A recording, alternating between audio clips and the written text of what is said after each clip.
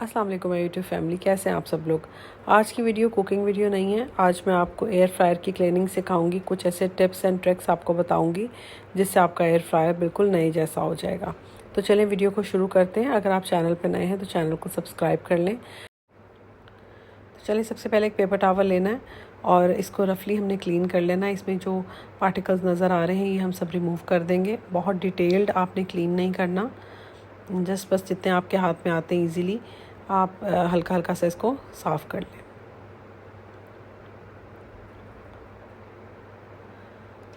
और अब जो हमारी बकेट है ये हमने इसके अंदर फिक्स कर देनी है। और सबसे पहले आपने हाफ़ कप बेकिंग सोडा लेना है। बेकिंग पाउडर नहीं है, ये बेकिंग सोडा आपने लेना है। और जो डिश वॉशर की पॉड्स होती है ना हमारी टैबलेट, ये हमने एक इसमें रख देनी है। और ये हाफ़ कप मैंने वाइट विनेगर लिया है, ये आपने इसके ऊपर पोर कर देना है। दूसरी तरफ मैंने पानी बॉयल होने के लिए रखा हुआ है। आपने बिल्कुल बॉइलिंग वाटर जो है ना वो आपने इसमें डाल के इसको 15 मिनट के लिए छोड़ देना एक साइड पे। आप देखें कि बॉइलिंग वाटर डलते साथ ही जो टैबलेट है हमारी पूरी की पूरी मेल्ट हो गई है। बस अब हमें इसको 15 मिनट्स के लिए ऐसे ही छोड़ देना है। और अब हमने एयर फ्रायर को लेकर इस तरह से अपसाइड डाउन कर लेना है इसको। अब आपको इसकी ये पूरा रॉड नज़र आ रहा है जिससे एयर फ्रायर वर्क करता है। एक स्प्रे बॉटल ली है मैंने और इसमें मैंने 50% विनेगर और 50% वाटर ऐड करके इसको मिक्स कर लिया है और पूरे एयर फ्रायर पे अच्छी तरह से इसको स्प्रे कर दिया है।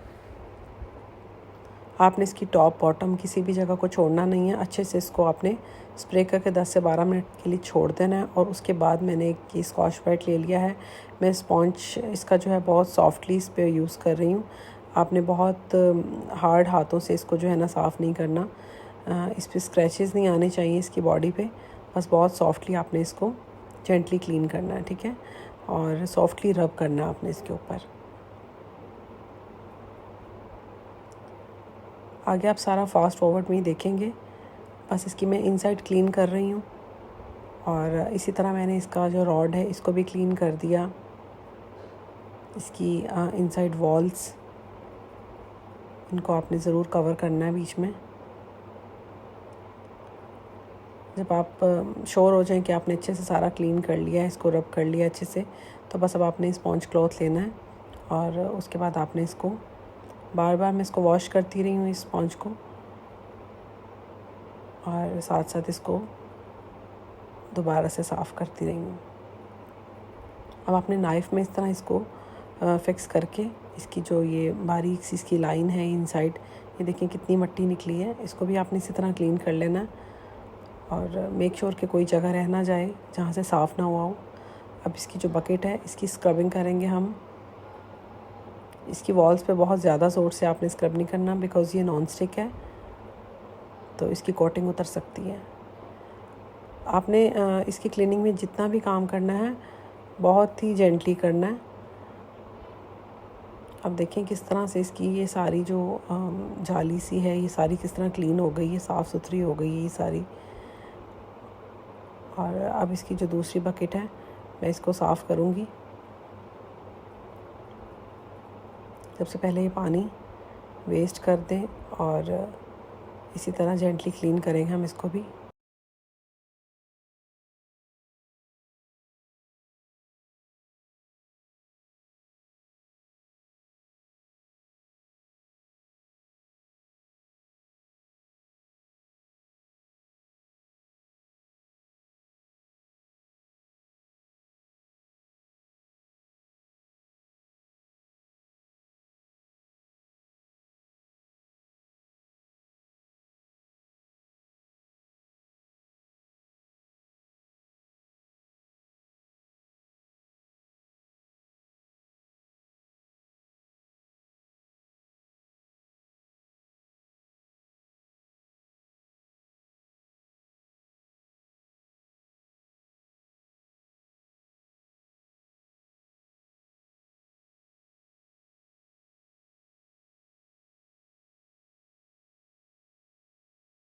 अब इसको अच्छे से रिंस आउट कर लेना है।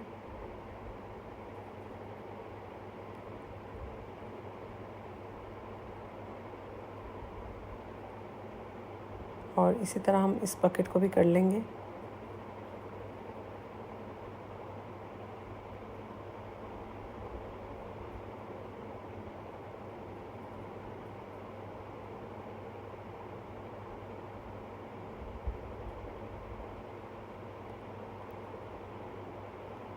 اب آپ نے ایک پیپر ٹاول لینا ہے اور اس پیپر ٹاول سے اس کو آپ نے ڈرائی کر لینا ہے. ان سائڈ آؤٹ سائڈ اس کی ساری آپ نے ڈرائی کر لینی ہے.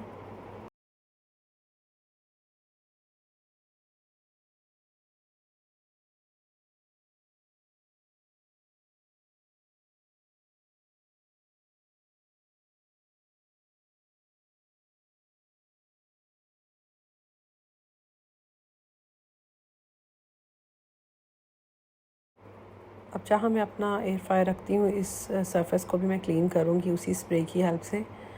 بس یہ اسپرے کیا میں نے اور اس کو وائپ آؤٹ کر دیا. آئی ہوپ کہ یہ انفارمیٹیو ویڈیو آپ کو بہت اچھی لگے گی. آپ اس طرح سے اپنا ایئر فرائی کلین کر سکتے ہیں اور بالکل اس کو گریس فری کر سکتے ہیں. چینل پر نئے ہیں تو سبسکرائب کر دیجیے گا اور میری ویڈیوز کو اپنی فرینڈز اور فیملی کے ساتھ شیئر کریں. اللہ حافظ.